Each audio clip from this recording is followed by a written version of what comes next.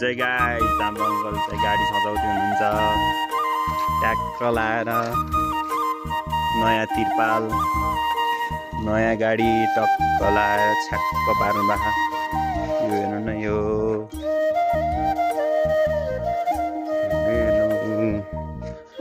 छ्याक्क पार्नलाई त हाम्रो अङ्कल खतरा आउँछ नि गाडी फेरि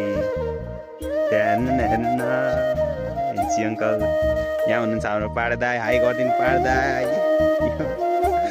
हाम्रो ग्याङमा फेरि पाड्दा पनि हुनुहुन्छ खतरा पाड्दा पनि खतरा हो फेरि अनि पाड्दै